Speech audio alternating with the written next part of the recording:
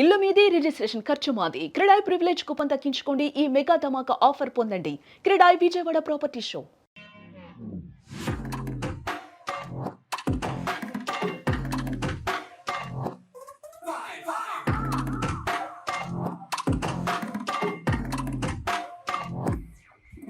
Rebel సాబ్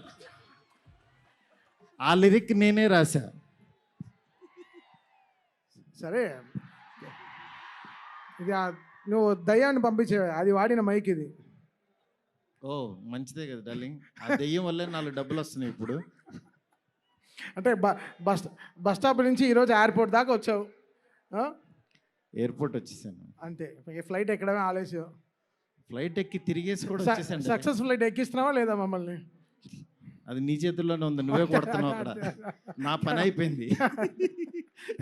నువ్వు ఎంత బాగా కొడితే. డార్లింగ్ చూడండి డార్లింగ్, అసలు ఫస్ట్ రోజు నుంచి ఈ మాట మీదే ఉన్నాడు. సరే మాట్లాడు, చెప్పు డార్లింగ్. నీ వెనక్కే నేను. చాలా మాట్లాడాలనుంది, చాలా చెప్పాలనుంది, కాకపోతే అన్నీ చెప్పు డార్లింగ్. నేను వెయిట్ చేస్తా.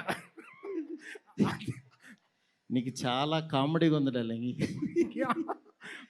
మన అంతే కదా darling. Anyway thank you so much. First of all రెబల్స్కి చాలా థ్యాంక్స్.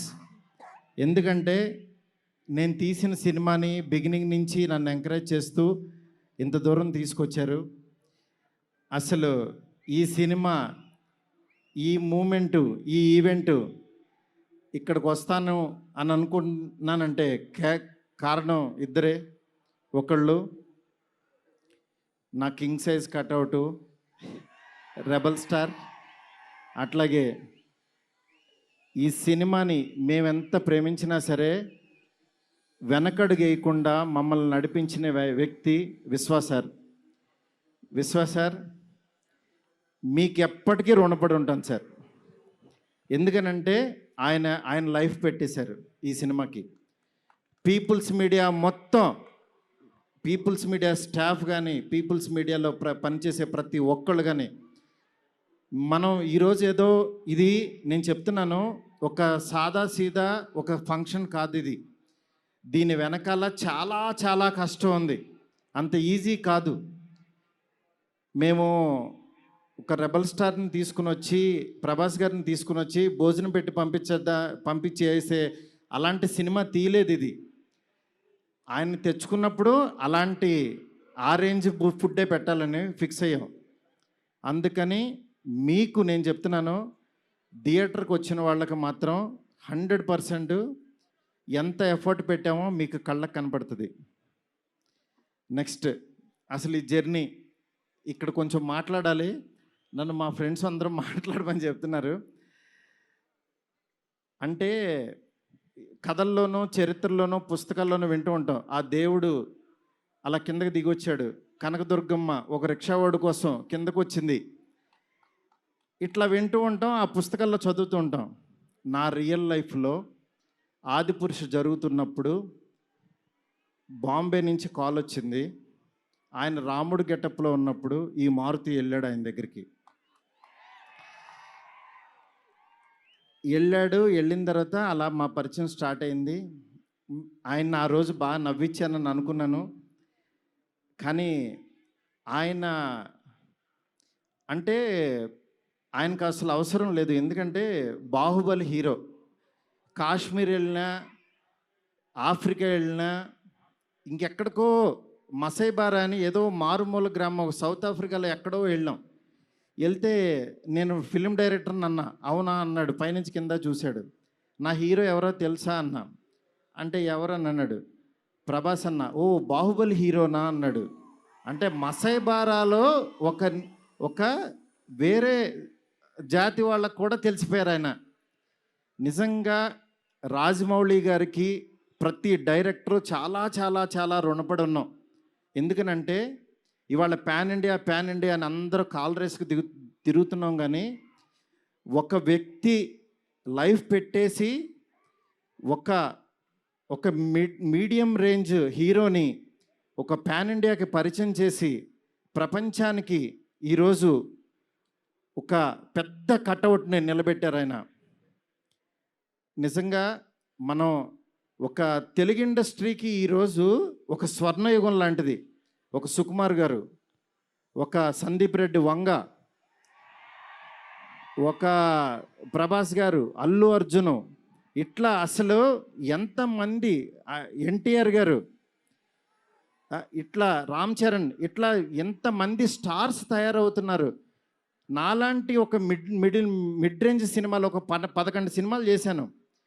నా రేంజ్లో నేను చేసుకుంటూ వెళ్ళిపోతున్నా. అలాంటి వాడిని కూడా నువ్వు ఇక్కడ కాదురా బాబు, నువ్వు రెబల్ యూనివర్సిటీలో జాయిన్ అవ్వు, నువ్వు పెద్దోడవ్వు అని ఆ వ్యక్తి తీసుకొచ్చి నన్ను ఇక్కడ నుంచోబెట్టారు.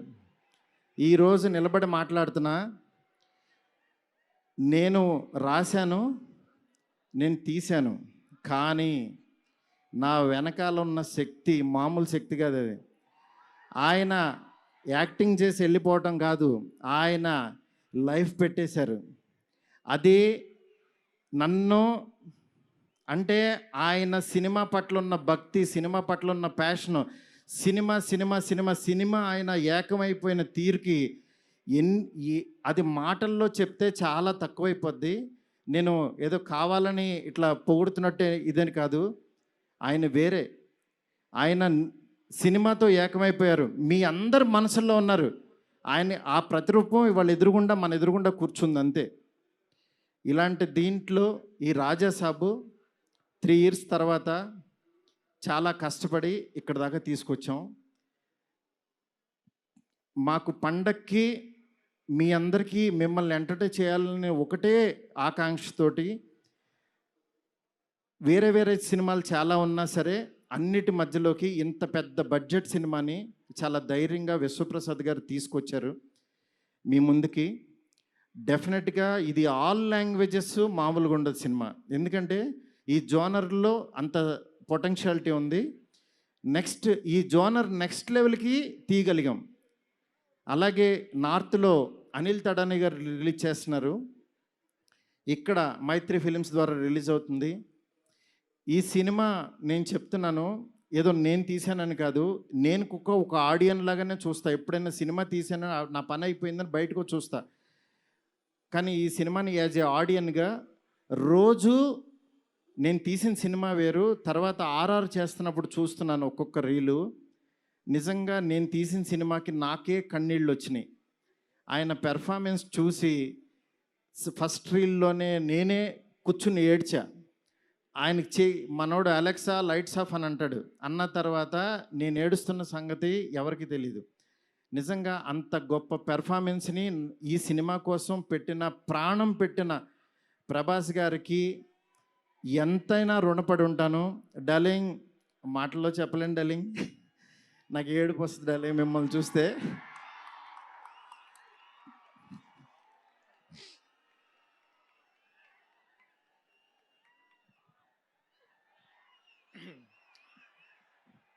ఏ ఇష్యూనైనా టిష్యూ లాగా చూస్తావు, నువ్వు ఏడుస్తే బాధగా ఉండాలి. SKN, we need your power. ఇంకా ఇప్పడానికి ఏం లేదు, షర్ట్ ఇప్పటి యూ డిడ్ సంథింగ్. డార్లింగ్, నేను మీకు తెలీదు, ఎవరన్నా చనిపోయినా ఏడవను. ఎందుకంటే వెళ్ళి కాసేపు చూసుకుని చావు కామన్ కదా అనుకుని వచ్చేస్తూ ఉంటా జనరల్గా.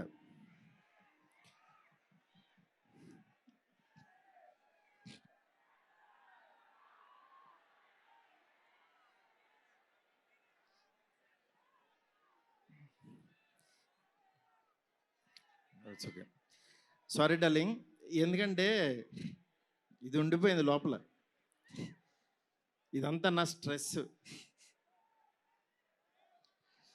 Thank you darling, love you darling. ఇంకంతకు మించి చెప్పలేను. అలాగే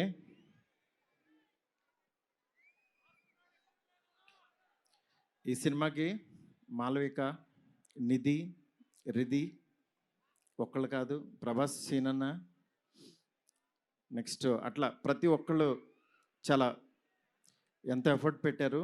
థ్యాంక్ యూ సో మచ్. మీరు ఎదురుగుండా ఉంటే నా వల్ల కాదు.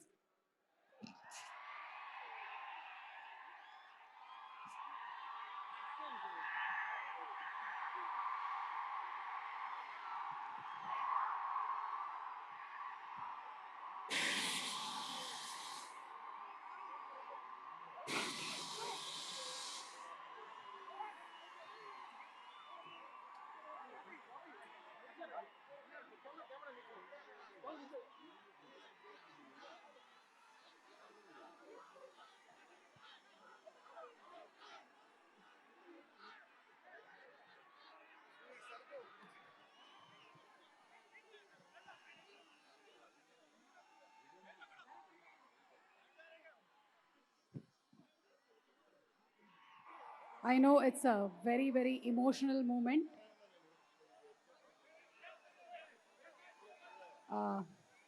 Maruti Garu, almost 3 years of journey, 3 years of friendship, 3 years of love. 3 సంవత్సరాలు కష్టం బయటకు వచ్చింది.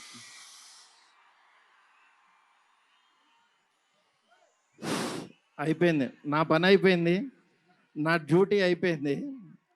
నేను చెప్తున్నాను, సినిమా చూడండి అంతే. సినిమా చూడండి.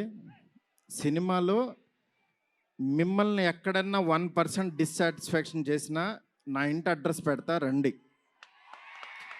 1% రెబల్స్ కానీ, ఫ్యాన్స్ కానీ, ఫ్యామిలీస్ కానీ, ఈయన్ని ప్రేమించే ఎవరైనా సరే మమ్మల్ని డిసప్పాయింట్ చేసావు మారుతి అని అంటే, విల్లా నెంబర్ 17 గుర్తుపెట్టుకోండి, కొండాపూర్లో ఉంటుంది, కొల్లా లగ్జూరియా, అక్కడికి రండి. ఇన్ని రోజులు మట్టి నేను ఈయన ఫోటోని ఇట్లా చూపిస్తూ ఉన్నాను కదా, ఇప్పుడు ఈయన్నే చూపిస్తున్నా. Vishwa sir, please come sir. People media factory అధినేత టీజీ విశ్వప్రసాద్ గారికి గట్టిగా చప్పట్లతో ఆహ్వానం పలుకుతాము. Raja Saab he's the man, producer. He's the man. మీరు చూస్తున్నారు ఈయన ఎంత ఎఫర్ట్ పెట్టారు. Thank you so much, thank you so much. And sorry, మిమ్మల్ని నవ్వించాలని అనుకున్నాను, నేను ఏడ్చాను ఇక్కడ. ఫస్ట్ టైము నేను సినిమా అంతా నవ్వించలేడాలి. నేను ఎప్పుడు ఫస్ట్ సినిమా తీసినప్పుడు కూడా ఆడవలేదు, కానీ ఈ సినిమా మాత్రం thank you darling, love you darling.